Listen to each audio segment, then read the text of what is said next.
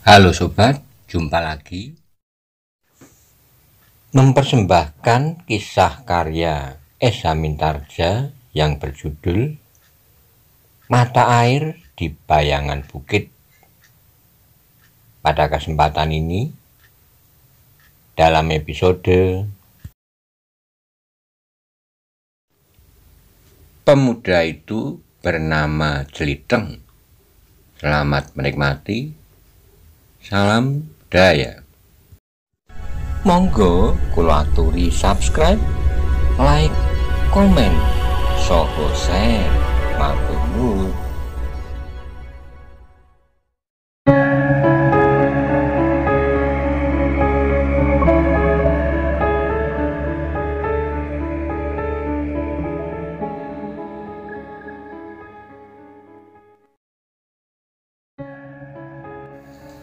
Kami akan berhati-hati, Ngger. Adalah salah kami bahwa kami tidak memanjat sebatang pohon. Biasanya kami tidur di atas pepohonan. Tapi malam ini kami lengah sehingga hampir saja maut menjemput kami. Anak muda itu mengerutkan keningnya. Ia menjadi heran mendengar jawaban orang tua itu. Hampir di luar sadarnya ia bertanya, "Jadi anak gadismu itu juga pandai manjat?"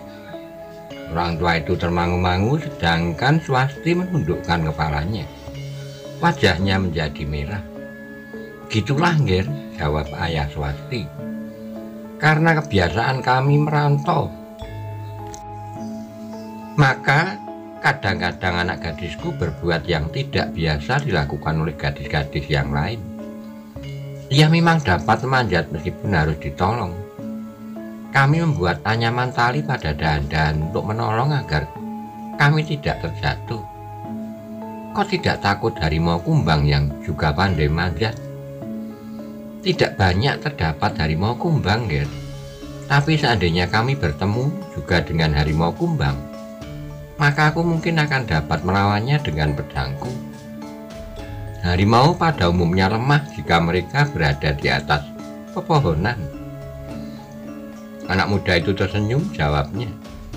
"Nampaknya kau memang seorang perantau yang berpengalaman menjelajahi hutan.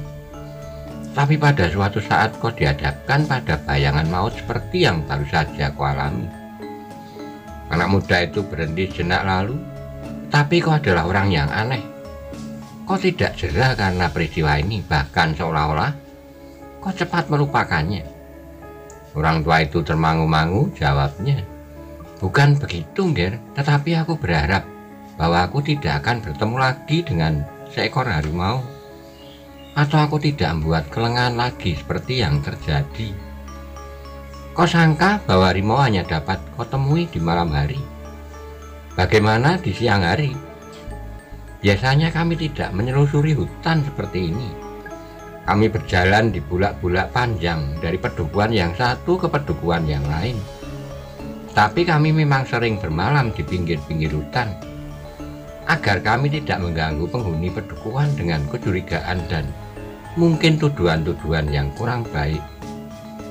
Anak muda itu mengangguk-angguk. Setiap kali di luar sadarnya tatapan matanya menyambar wajah Swasti yang tertunduk.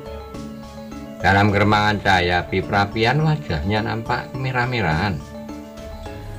Ada sesuatu yang menarik pada gadis yang nampak kotor dan kumal itu.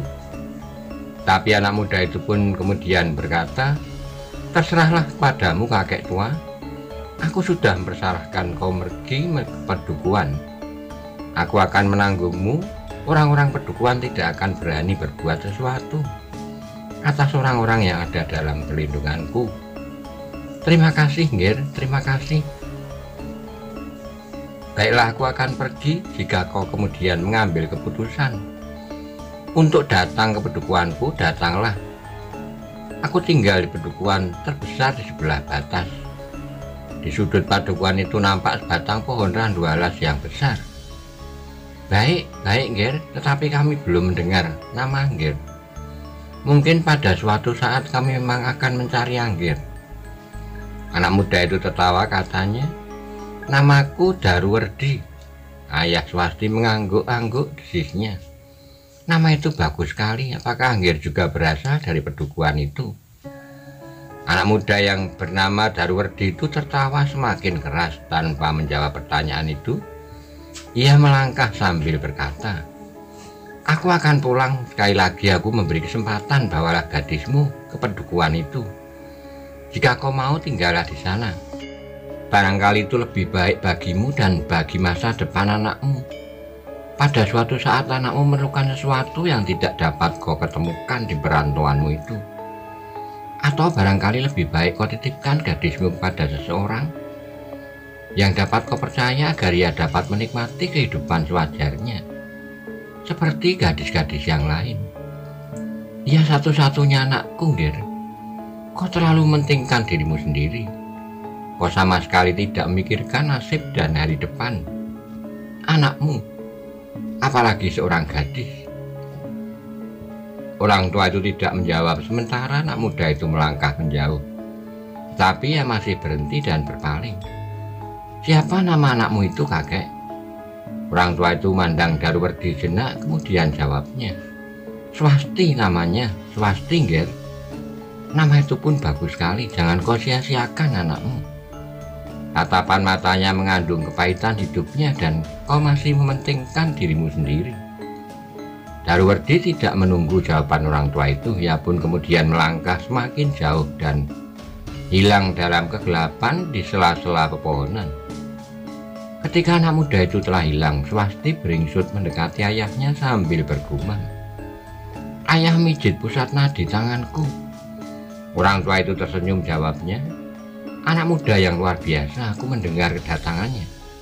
Karena itu aku biarkan ia melawan harimau yang garang itu. Ternyata ia berhasil. Ayah membiarkan ia melakukan pekerjaan yang sangat berbahaya itu," desis Swasti. "Jika ia tidak meyakini kemampuannya, ia tidak akan melakukannya." Swasti tidak menjawab. Tubuhnya terasa telah pulih kembali.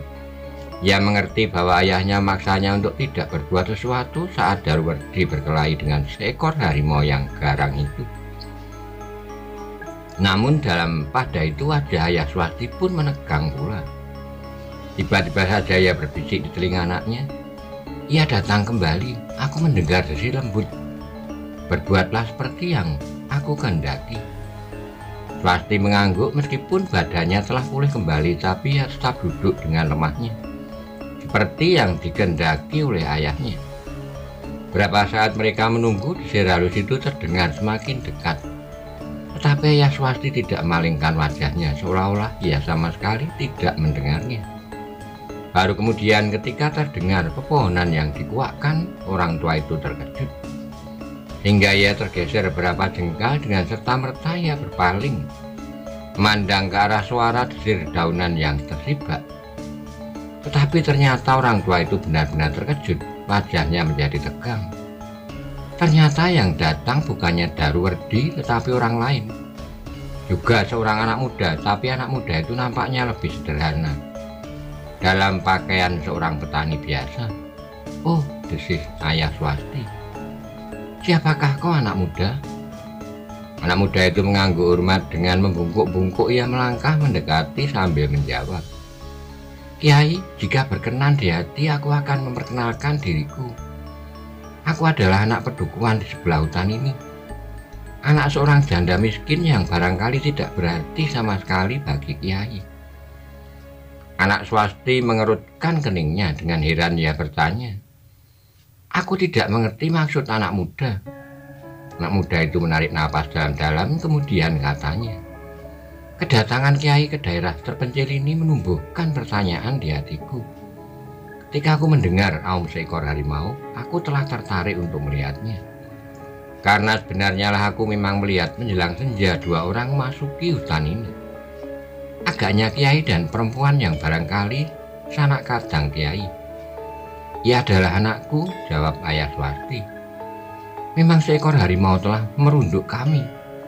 Tetapi untunglah seorang anak muda yang bernama Daruwerdi telah menolong kami. Lihatlah, Ngir, harimau itu telah dibunuhnya." "Luar biasa," desisnya. Tapi wajahnya sama sekali tidak menunjukkan perubahan apapun, apalagi keheranan. Katanya selanjutnya, Daruwerdi memang seorang anak muda yang perkasa. Ia tinggal di pedukuhan di sebelah utara ini pula. Tetapi berbeda dengan pedukuhan-pedukuhan yang ada sebelah tanda batas itu. Ia berada di bawah kekuasaan buyut yang berbeda dengan kelompok padukuhanku. Oh, Ayah Swasti mengangguk-angguk. Ia berhasil membunuh harimau itu dengan hanya mempergunakan pisau belati. Anak muda itu tersenyum, katanya. Tentu setiap orang ingin menolong kiai dan anak gadis kiai. Meskipun aku tidak berkemampuan kanuragan, aku pun berniat untuk menolong seandainya diperlukan. Tetapi rasa-rasanya yang dilakukan oleh Daruwerdi adalah sia-sia. Swasti dan ayahnya terkejut mendengar kata-kata anak muda itu, sehingga dengan serta-merta Ayah Swasti bertanya, "Mengapa sia-sia, Ngir?" Anak muda itu tertawa, katanya, "Apakah artinya yang telah dilakukan oleh Daruwerdi itu bagi kiai?" Daruwerdi menyangka kiai tidak mampu berbuat apa-apa dan benar-benar ketakutan melihat harimau itu datang merunduk kiai dan anak gadis kiai. Tetapi sentuhan jari-jari kiai pada nadi anak gadis kiai menumbuhkan pertanyaan di hatiku, dan kemudian aku pun yakin bahwa seandainya Daruwerdi tidak menolong kiai, aku pun tidak akan melakukannya, karena kiai akan dapat membunuh harimau itu dengan sekali hembus tanpa menitikkan keringat, dan apalagi darah kiai sendiri. Ayah Swasti menjadi tegang dengan ragu-ragu. Ia bertanya, "Anak muda melihat semuanya yang telah terjadi." "Aku melihat semuanya yang terjadi. Aku tidak dapat menahan tertawa melihat tingkah laku Daruwerdi. Meskipun ia seorang anak muda yang berani dan memiliki kemampuan yang tinggi, tetapi ia tidak sempat melihat siapakah kiai sebenarnya, sehingga ia dengan serta-merta telah berusaha menolong kiai," jawab anak muda itu. Ayah Swasti menarik napas dalam-dalam. Dengan nada dalam ia bertanya pula, "Apakah Ngir yakin bahwa tanpa pertolongan anak muda yang berani itu, aku dapat menyelamatkan diriku sendiri?" Anak muda itu tertawa, namun kemudian sambil mengangguk hormat ia menjawab, "Kiai adalah seorang yang memiliki ilmu tiada taranya. Karena itu seperti yang aku katakan, tingkah laku Daruwerdi adalah kesia-siaan di hadapan kiai." Ayah Swasti mandang anak gadisnya yang mengerutkan kening. Sekilas Swasti mandang anak muda dalam pakaian dan sikap yang sederhana itu. Tapi ketika tiba-tiba saja anak muda itu juga mandangnya, maka dilemparkannya tatapan matanya ke pepohonan yang kehitam-hitaman di dalam kelamnya malam. "Anggir," berkata Ayah Swasti kemudian, "di hari pertama kedatanganku di daerah ini, aku sudah dikejutkan oleh peristiwa-peristiwa yang semula di luar dugaanku. Ternyata di dua kelompok pedukuhan yang dipimpin oleh dua orang buyut yang berbeda, meskipun mereka adalah saudara kembar, masing-masing dihuni anak muda yang memiliki ilmu yang tinggi. Meskipun kau tidak menunjukkan kemampuanmu seperti yang dilakukan oleh Daruwerdi, tetapi pengamatanmu atas keadaan kami telah menunjukkan bahwa Anggir adalah seorang anak muda yang luar biasa, yang tidak kalah tinggi ilmunya dari Daruwerdi." "Ah," desis anak muda itu, "Kiai keliru. Aku hanya dapat melihat, tetapi aku tidak dapat berbuat apa-apa." "Jangan ingkar, anak muda. Seperti anak muda dapat melihat keadaanku, maka aku pun kini menyadari siapakah yang ada di hadapanku." Anak muda itu tersenyum, katanya kemudian, "Daruwerdi memang seorang anak muda yang terlalu baik.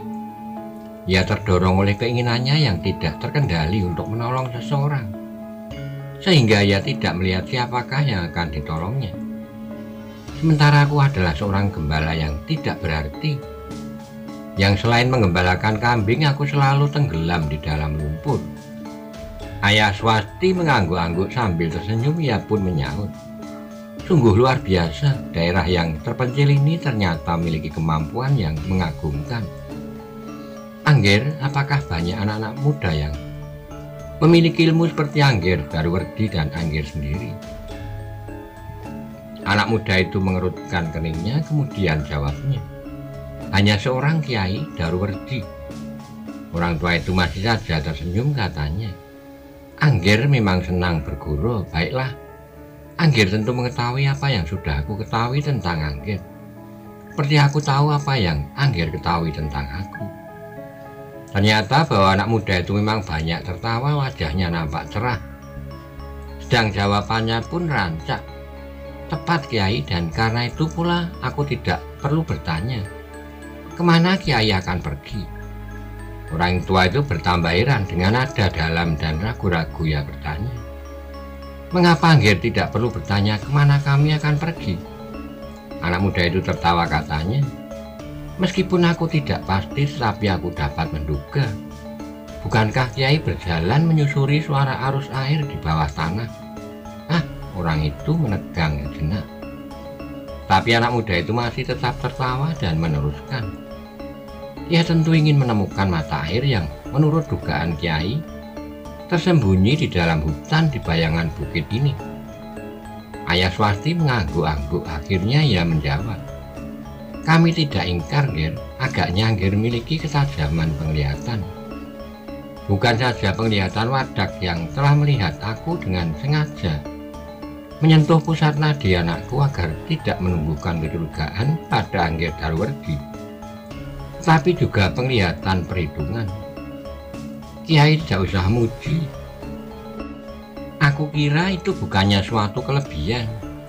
Bukankah wajar jika seorang perantau memerlukan tempat yang dapat dihuni? Salah satu syarat untuk sebuah padepokan adalah air. Ya, Angger, kami memang sedang mencari sumber air yang aku ketahui mengalir di bawah tanah. Baiklah Kiai, aku akan dapat memberikan petunjuk serba sedikit, karena aku adalah anak di daerah ini. Terima kasih, Angger. Kiai, berkata anak muda itu, pendengaran Kiai memang sangat tajam. Kiai telah menempuh jalan yang benar. Tapi pada suatu saat dapat kecewa karena arus air di bawah tanah itu sudah ada sejak dari seberang bukit. Oh, Swasti berdesis, di luar sadarnya ia berkata, jadi kami harus mendaki dan menuruni bukit ini, atau mencari jalan melingkarnya. Anak muda itu mandang Swasti sejenak, namun seperti yang selalu dilakukan, ia menjawab sambil tersenyum, tidak, kalian tidak perlu melakukannya meskipun kemungkinan itu dapat terjadi jika ayahmu salah pilih. Ia berhenti sejenak lalu katanya kepada ayah Swasti, Kiai, di bawah tanah ini memang sudah mengalir sebuah sungai yang deras. Sementara sumber yang terdapat di bayangan bukit ini hanya merupakan sebagian saja dari arus sungai itu. Karena itu jika Kiai menyelusuri suara sungai di bawah tanah itu, mungkin sekali Kiai akan mengikuti arus yang lebih besar dari seberang bukit. Ayah Swasti mengangguk-angguk, katanya, terima kasih, Ngir, terima kasih. Aku mengerti sekarang bahwa ada tempuran di bawah tanah. Untunglah aku bertemu dengan Angger di sini. Jika tidak, mungkin sekali aku salah memilih jalur air, sehingga aku harus berjalan lebih jauh lagi. Jika demikian, Kiai, marilah aku akan mengantar Kiai sampai ke mata air itu. Sebenarnya lah bahwa tempat itu adalah tempat yang sangat mapan untuk membuat sebuah padepokan. Ayah Swasti mengangguk-angguk, tapi ia benar-benar telah menjadi heran. Di hari yang pertama di daerah itu, ia telah bertemu dengan orang-orang yang tidak pernah diduganya.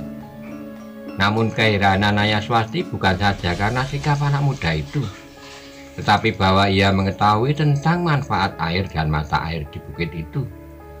Meskipun demikian, sawah-sawah tetap kering di musim kemarau. Anak muda, akhirnya ayah Swasti tidak dapat menahan ingin tahunya. Menilik sikap dan keteranganmu tentang mata air itu, agaknya kau tahu benar guna manfaatnya. Anak muda itu tertawa, katanya, aku sudah menyangka bahwa Kiai akan bertanya demikian. Jika di bukit ini ada mata air dan aku mengetahuinya, mengapa aku tidak berbuat sesuatu bagi sawah kami yang kering? Ayah Swasti mengangguk kecil. Kiai, berkata anak muda itu, ada banyak sebabnya. Penghuni dari sekelompok pedukuhan kami dan kelompok pedukuhan yang lain masih dikuasai oleh tata kehidupan yang sudah berpuluh tahun berlangsung. Mereka masih pula dibayangi oleh kepercayaan yang menghambat kemajuan cara berpikir mereka. Menurut pendapat mereka, daerah di lereng bukit ini merupakan daerah yang gawat. Tidak seorang pun yang akan berhasil masuki hutan yang lebat dan apalagi menemukan mata air. Tetapi Angger pernah melakukannya, potong orang tua itu. Mereka tidak percaya, mereka menyangka bahwa aku sekedar bermimpi.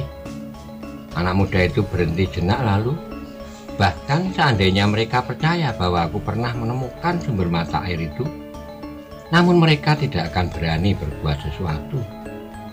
Ayah Swasti mengangguk-angguk, tapi Hapun kemudian bertanya, "Bagaimana dengan Daruwerdi?" Ia seorang anak muda yang cakap. Ia melontarkan perhatiannya ke tempat yang jauh. Ia mempunyai kawan dan hubungan dengan orang-orang yang tidak dikenal di pedukuhan kami, sehingga ia tidak mempedulikan lagi perkembangan pedukuhan tempat ia tinggal. Ayah Swasti mengangguk-angguk, namun kemudian sambil berpaling kepada Swasti, ia berkata, "Kita ternyata telah mendapat anugerah dari Yang Maha Agung. Angger ini bersedia mengantarkan kita sampai ke mata air yang kita perlukan." Swasti tidak segera menjawab, sekilas ditatapnya anak muda yang jernih itu. Namun ia pun hanya dapat menunduk dalam-dalam. "Angger," tiba-tiba saja Ayah Swasti bertanya, "apakah Angger sudah menyebut nama Angger?" Anak muda itu tertawa, katanya, "Apakah itu perlu sekali, Kiai? Sebutlah agar kami tidak canggung memanggil Angger." Anak muda itu mandang orang tua itu saat, namun kemudian senyumnya yang cerah menghiasi bibirnya yang bergerak menyebut namanya. "Namaku jelek, Kiai, tidak sebaik Daruwerdi." Ia nampak ragu-ragu, namun kemudian diucapkannya juga, "Namaku Jeliteng." Bohong, di luar sadarnya Swasti tiba-tiba saja menjawab. Namun ketika terasa anak muda itu mandanginya, terasa wajahnya menjadi panas, sehingga ia pun menunduk semakin dalam. Ayah Swasti pun tertawa, katanya, "Menurut pengamatanku, Angger bukan seorang anak muda yang termasuk berkulit hitam." Anak muda itu tertawa, katanya, "Menurut ibuku, saat aku lahir kulitku hitam seperti arang. Kakekkulah yang memberi nama kepadaku Jeliteng. Itu bukan nama, Angger, tetapi panggilan. Atau nama panggilan, tetapi Angger tentu mempunyai nama lain." Anak muda itu tertawa semakin keras, katanya, "Panggil saja aku Jeliteng, aku senang mendapat panggilanku." Ayah Swasti termangu-mangu, namun katanya kemudian, "Baiklah Angger Jeliteng, untuk sementara aku akan mempergunakan nama panggilan itu. Panggil saja namaku Kiai. Kiai tidak perlu pakai sebutan apapun. Bagiku terasa lebih akrab dan aku pun jauh lebih muda dari Kiai. Mungkin sebaya atau lebih tua sedikit dengan anak Kiai." Ayah Swasti pun tertawa semakin keras, tapi Swasti menunduk semakin dalam.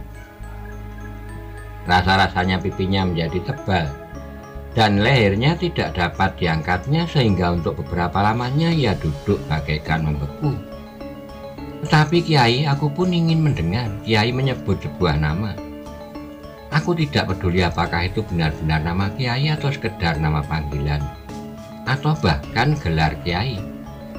Orang tua itu tertawa, jawabnya, "Aku ingin memberi gelar padaku sendiri. Mungkin aku dapat menyebut beberapa gelar kebesaran, mungkin Gajah Limpat atau Garuda Yakso, atau gelar yang lebih dahsyat lagi. Tapi aku tidak dapat mengingkari namaku sendiri yang sederhana, anak muda. Panggillah aku dengan namaku yang sebenarnya, Kiai Kantri. Ya, namaku memang Kiai Kantri." Anak muda itu mengerutkan keningnya sejenak, ia seolah-olah sedang merenungi nama itu. Namun kemudian kepalanya mengangguk-angguk kecil. Dengan nada datar ia bertanya, "Aku memang tidak bertanya kemana Kiai akan pergi. Tapi aku sekarang bertanya, dari manakah Kiai datang?"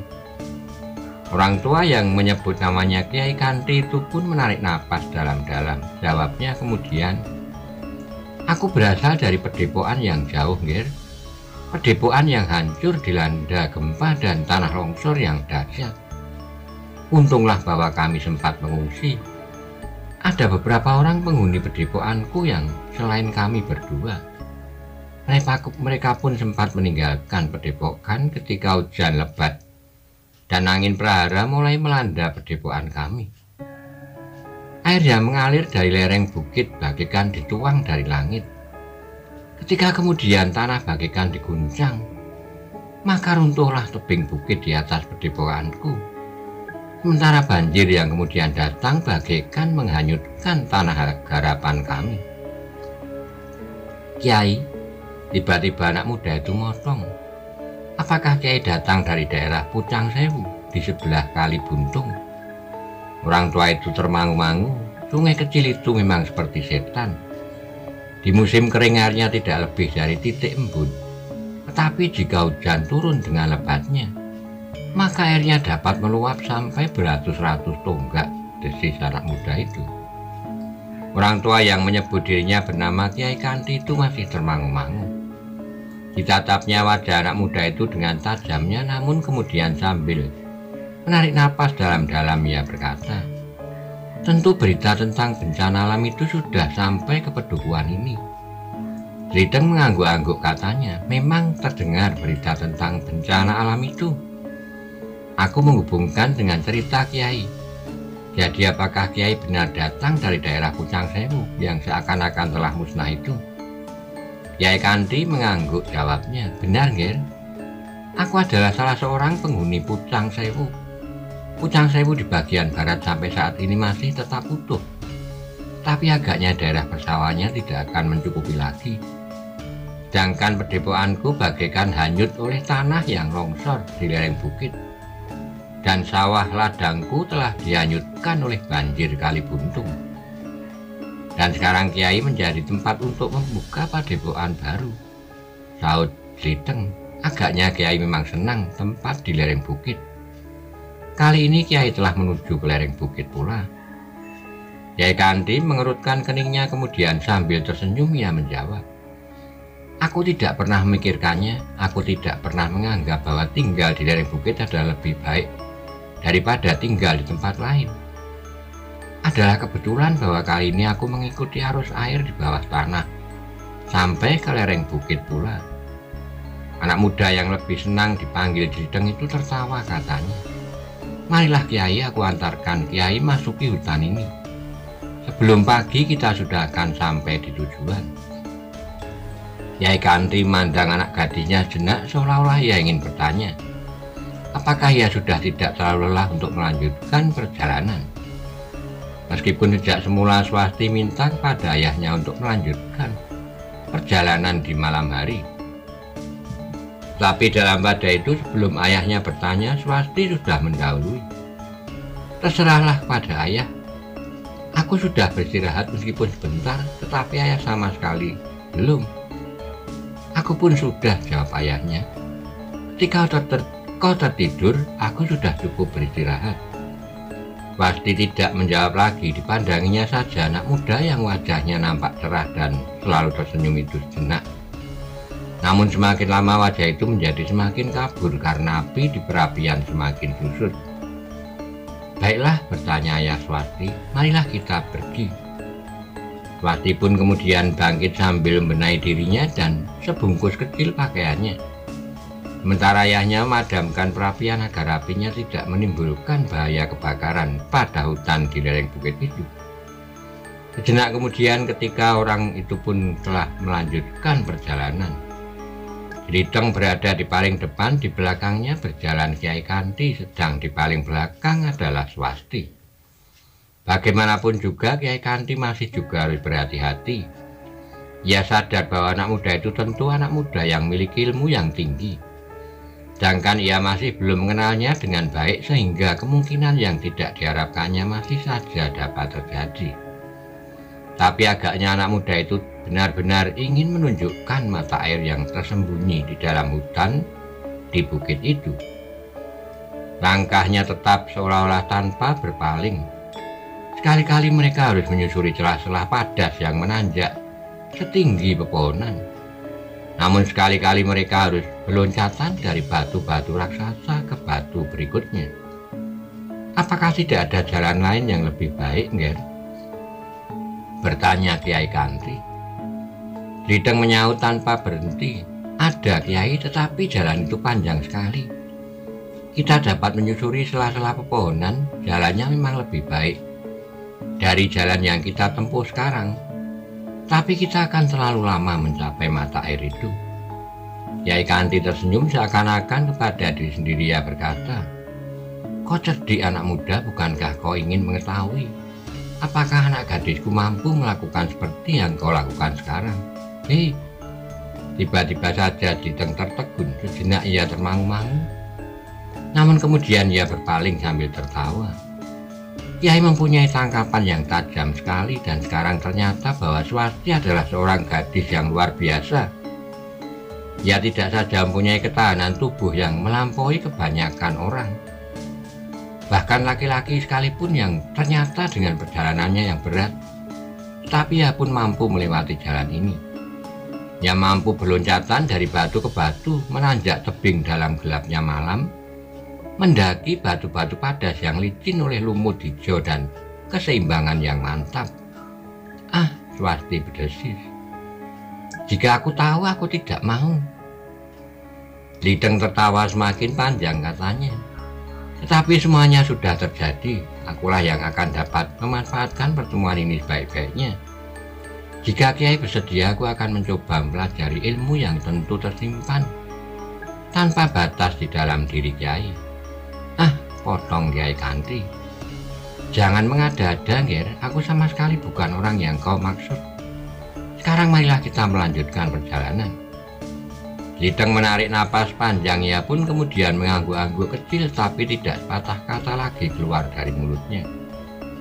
Tiga orang itu pun kemudian melanjutkan perjalanan mereka. Kadang-kadang mereka mencuat dari hutan-hutan kecil, lewat batu-batu padas, namun kemudian mereka kembali masuki hutan, berjalan di antara pepohonan, dan kadang-kadang menyusup di antara sulur-sulur yang berkayutan. Dalam gelap malam perjalanan mereka terasa tersendat-sendat, langkah mereka menjadi lamban dan sempit, meskipun mereka tetap maju menyusup semakin dalam. Betapa tajamnya telinga Kiai Kanti ketika berdiri di atas batu padas yang basah. Maka ia pun berkata, "Jika kau menyebut tempuran itu, Nger, agaknya kita sudah berada di atasnya." "Ya, Kiai," jawab Lideng. "Karena itu kita sudah hampir sampai. Di sebelah kita akan menemukan air itu mengalir di atas batu-batu padas dan tumpah ke dalam parit-parit di sela-sela batu, yang membawa air itu masuk ke bawah tanah dan mengalir menyatu dengan sungai yang memang sudah terdapat sejak di seberang bukit." Kiai Kanti menarik napas panjang. Di luar sadarnya, ia berpaling kepada anak gadisnya yang diketahuinya tentu telah menjadi sangat letih. Hanya karena tempaan yang pernah diterimanya dari ayahnya sajalah, maka Swasti masih berjalan di belakangnya betapapun berat perjalanan itu. Yang dikatakan oleh Lideng hampir sampai itu pun ternyata masih memerlukan waktu yang panjang. Mereka menyusup semakin dalam di antara pepohonan. Semakin jauh mereka berjalan, maka semakin terasa pada kaki Kiai Kanti bahwa tanah memang menjadi semakin basah.